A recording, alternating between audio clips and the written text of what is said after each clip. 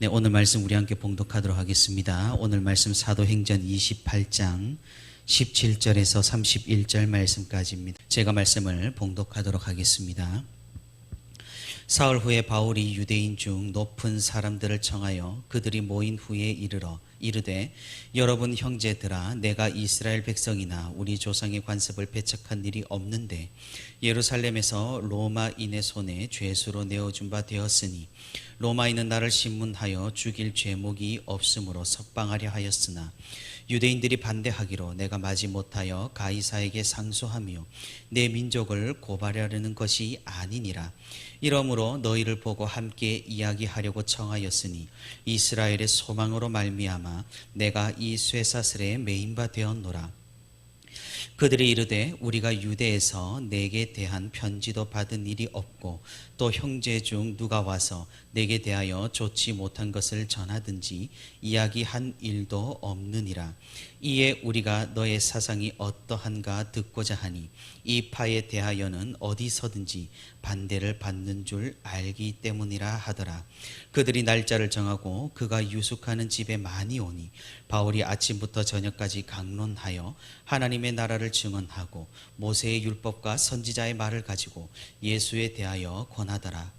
그 말을 믿는 사람도 있고 믿지 아니하는 사람도 있어 서로 맞지 아니하여 흩어질 때에 바울이 한 말로 이르되 성령이 선지자 이사야를 통하여 너희 조상들에게 말씀하신 것이 옳도다. 일러스되 이 백성에게 가서 말하기를 너희가 듣기는 들어도 도무지 깨닫지 못하며 보기는 보아도 도무지 알지 못하는도다.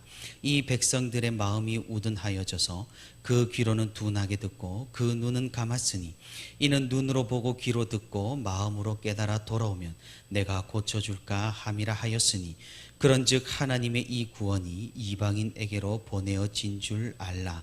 그들은 그것을 들으리라 하더라. 바울이 온 이태를 자기 셋집에 머물면서 자기에게 오는 사람을 다 영접하고 하나님의 나라를 전파하며 주 예수 그리스도에 관한 모든 것을 담대하게 거침없이 가르치더라. 아멘. 네, 오늘도 이렇게 새벽의 시간에 하나님과 동행하기 위해 새벽 기도의 자리에 나온 우리 모든 성도 여러분 진심으로 환영하고 또 축복합니다. 오늘도 우리 함께 말씀을 살펴보는 가운데 그리고 말씀을 붙들고 우리 함께 기도하는 가운데 하나님의 크신 은혜와 위로가 풍성히 있기를 주님의 이름으로 소망합니다. 오늘 우리가 함께 읽은 본문은 사도행전의 마지막 내용입니다. 오늘로 긴 시간 끝에 사도행전의 이야기를 마치게 되었습니다. 우리 사랑하는 성도 여러분 어떻습니까? 이 살펴봄과 묵상함이 우리의 신앙과 믿음에 도움이 된 것 같습니까? 정말로 그렇기를 그리고 또 그렇게 되기를 진심으로 소망합니다. 우리가 사도행전의 마지막을 살펴보면서 한 가지 잊지 말아야 하는 혹은 우리가 다시 한번 상기해야 하는 사실이 있습니다. 우리가 살펴본 성경의 제목이 바로 사도행전이라는 사실입니다. 사도들의 역사, 사도들의 이야기, 사도들의 사역이라는 의미입니다. 제가 사도행전 처음 살펴볼 때 말씀을 드렸지만 이 사도행전에는 다른 이름도 있다고 말씀을 드렸습니다. 그것은 바로 성령행전입니다. 우리가 계속해서 사도 바울의 여정을 쭉 따라왔기 때문에 사도행전을 바울행전이라고 오해할 수도 있다라는 사실입니다. 하지만 사도행전의 역사는 바울뿐만 아니라 베드로, 요한, 야고보 등 많은 사람들이, 많은 사도들이 이끌어간 이야기입니다. 그리고 무엇보다 그들과 함께 하셨던 분은 바로 성령 하나님이라는 사실입니다. 그러니 사실은 성령행전이고 성령 하나님께서 사람들을 사용하셔서 교회를 세우시고 복음을 전파하신 거룩한 역사를 우리는 살펴본 것입니다. 물론 사도행전의 중반부부터 마지막까지는 사도 바울의 이야기를 담아내고 있습니다. 그런데 우리가 오늘 마지막 이야기를 살펴본다면 조금은 이상한 것을 느낄 수가 있습니다. 무언가 사도행전의 마지막 끝자락이 이야기를 하다가 중단한 것처럼 느껴지기 때문입니다. 이런 사실은 어쩌면 사도행전을 집필한 누가가 의도한 것일 수도 있고, 당시 작품들의 끝이 대부분 이러했다라는 사실로 미루어 봤을 때 누가가 그런 형식을 따랐을 수도 있습니다. 고대 작품들을 우리가 여러 편을 살펴보게 되면 벼랑간 갑자기 끝나는 경우가 대부분이기 때문입니다. 만약 이것이 의도한 바였다면 의도적으로 바울의 마지막까지 다루지 않음으로써 이 사도행전이 바울 행전이 아니라는 사실을 또 보여주는 것이겠지요. 비록 사도행전은 여기에서 끝나지만 우리는 이후의 이야기들을 계속해서 살펴볼 수가 있습니다. 그것은 바울의 옥중 서신인 에베소서, 골로새서, 빌립보서, 그리고 개인적인 서신인 빌레몬서를 통해서 뒷이야기를 알 수 있습니다. 그리고 시간이 좀 더 지난 뒤의 이야기는 바울이 4차 전도 여행을 마치고 난 후에 디모데전서, 디도서, 그리고 마지막 디모데후서까지, 우리는 오늘 함께 사도행전의 마지막 이야기에 대해서 바울이 로마에서 어떤 사역을 했는지에 대해서 우리 함께 마지막으로 살펴보도록 하겠습니다. 사도 바울은 로마에 와서도 복음 전하는 일을 멈추지 않았습니다. 그는 가택연금 상황에서도 사람들을 초청하여서 복음을 계속해서 증거를 했고, 또한 앞서 말한 바와 같이 교회들에게 서신을 보내어서 성도들을 굳세게 하였습니다. 사실상 원격으로 이런 목회 사역이 이루어진 셈입니다. 바울은 하나님께서 자신을 로마로 보낸 이유를 잘 알고 있었습니다. 그래서 지금 이런 그래도 자유롭지 못한 상황 가운데에서도 최선을 다해서 복음을 전했던 것입니다. 바울은 그 시작을 여전히 이때까지 해왔던 방식 그대로 했던 겁니다. 바울은 유대인에 대한 안타까운 마음이 컸기 때문에 유대인들을 먼저 청하여서 복음을 전했습니다. 바울은 여전히 유대인들 가운데에서는 존경할 만한 랍비였고, 또한 가말리엘 문화에 뛰어난 바리새인이었으니 유대인들은 기꺼이 그의 말을 듣기 위해 요청에 응하여 방문했을 것입니다. 바울은 자신이 왜 이곳까지 왔는지, 그리고 어떤 일들을 겪었는지, 자신이 만난 예수 그리스도는 어떤 분이신지를 유대인들에게 전파를 했습니다. 이런 작업은 하루 이틀 만에 끝나지 않은 작업이었습니다. 오늘 본문 23절에 그들이 날짜를 정하고 그가 유숙하는 집에 많이 오니 바울이 아침부터 저녁까지 강론하여 하나님의 나라를 증언하고 모세의 율법과 선지자의 말을 가지고 예수에 대하여 권하더라 라고 기록하고 있습니다. 바울이 많은 시간을 쏟아서 각고의 노력을 했다라는 사실을 보여줍니다. 하지만 이런 바울의 노력에도 불구하고 유대인들의 반응은 신통치가 않았습니다. 사도 바울은 이를 한탄하면서 오늘 보면 25절부터 28절까지 이렇게 말을 합니다. 성령이 선지자 이사야를 통하여 너희 조상들에게 말씀하신 것이 옳도다. 일러스되 이 백성에게 가서 말하기를 너희가 듣기는 들어도 도무지 깨닫지 못하며 보기는 보아도 도무지 알지 못하는도다. 이 백성들의 마음이 우둔하여져서 그 귀로는 둔하게 듣고 그 눈은 감았으니 이는 눈으로 보고 귀로 듣고 마음으로 깨달아 돌아오면 내가 고쳐줄까 함이라 하였으니 그런즉 하나님의 이 구원이 이방인에게로 보내어진 줄 알라. 그들은 그것을 들으리라 하더라. 유대인들은 여전한 반응을 보여줍니다. 바울이 그렇게 유대 지역에서, 아시아에서, 마케도냐에서 유대인들에게 복음을 전했을 때와 마찬가지였던 겁니다. 우리는 여기에서 누가의 의도를 엿볼 수가 있습니다. 정확하게는 누가를 통한 하나님의 의도라고도 할 수 있겠습니다. 그것은 이 책, 이 성경을 읽는 독자들에게 마지막으로 하는 말씀이 바로 우리가 방금 살펴본 25절부터 28절까지 기록이 되어 있는 것입니다.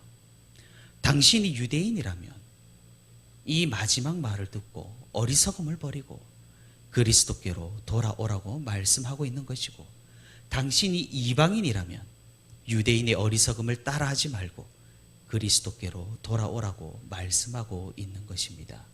바울은 강한 책망과 함께 복음에 대한 결단을 지금 요구하고 있는 겁니다.